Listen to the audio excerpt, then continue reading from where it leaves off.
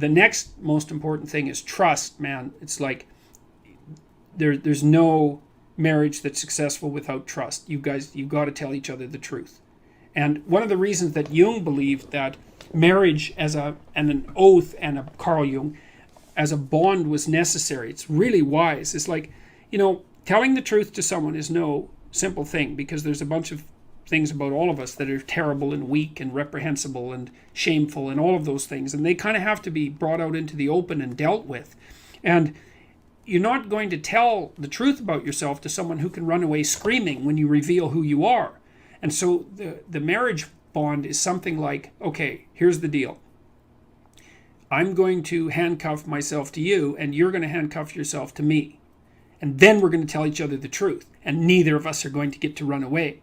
And so once we know the truth, then we're either going to live together in mutual torment, or we're going to try to deal with that truth and straighten ourselves out jointly. And that's going to make us more powerful and more resilient and deeper and wiser as we progress together through life.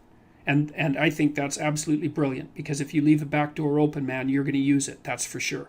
And the oath is there. And this was Jung's commentary on the spiritualization of the human pair bond by Christian marriage, for example, which emphasized the what would you call it, the subordination of both members of the marital union to a higher order personality that was embodied in the figure of the Logos. So the idea is that in the Christian marriage, for example, the man isn't the boss and the woman isn't the boss. The boss is the mutual personality composed by the seeking of truth in both of them, and that's conceptualized as their joint subjugation to the Logos. And that is absolutely dead on, man. It's like the ruler of your marital life should be your vow to tell each other the truth. Because like in hard times during your life, when you've done something stupid and idiotic that might take you down, and you don't have anybody that you can turn to, if you have a partner that you can trust, you can go say, hey, I made a big financial mistake, man, and it's really torturing me, and I feel like a complete idiot, and it's really dangerous. And the person there is going to help you figure out what to do about it. And they're going to know that when they make a stupid mistake, and they're bloody well going to, that they can come and talk to you, and that you guys are going to work your way through it. And that's a big deal. And there's a couple of things our culture gets really wrong, and one is it devalues marriage. That's really a very bad idea, because marriage is like a third of your life, and maybe more. And kids are a third of your life, and your life outside of marriage and kids is a third of your life, approximately speaking. And to miss any of that is a massive, massive mistake. Now, having said that, I will also say that for some people, missing one or more of those is necessary because they have a reason.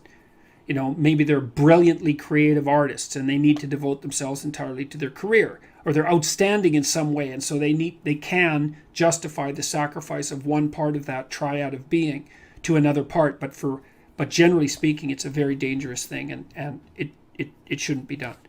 And also, kids get an absolutely terrible rap, because kids are delightful if they're well behaved. One of the chapters in my new book is called Don't Let Your Children Do Anything That Makes You Dislike Them. And you can do that, especially if you discuss it thoroughly with your spouse, the person that's helping you discipline the kids. And children are the best company because they're really enthusiastic about everything. They love doing new things. They really love you, so they're happy that you're around. All you have to do is make sure they're not too hot and they're not too cold, and they've had something to eat and they're not too tired, and you don't expect them to stay engaged in something for longer than they can manage. Because we used to take our kids when they were little out to restaurants, for example, and they could sit there no problem and behave really nicely when they were 2 and 3, but they couldn't do it for more than about 45 minutes. You can't push your luck. But I also noticed with little kids is that they got antsy and unreasonable about 5 to 10 minutes before the adults did too. It's just the adults were too stupid to notice. The kids would notice right away. So back to marriage. Well, you look for someone that you're attracted to, that you love, and then you look for someone that you can bloody well trust. And then you tell them the truth.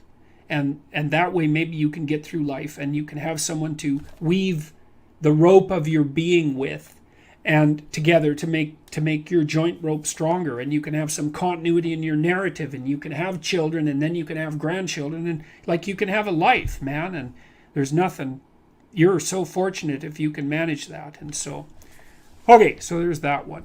So what's my advice to young men seeking a woman for marriage and family? Yeah, well, and also, marry someone you think would be a good mother and that has enough sense, generally speaking, to know that she wants children. Now, some women don't want children, and fair enough.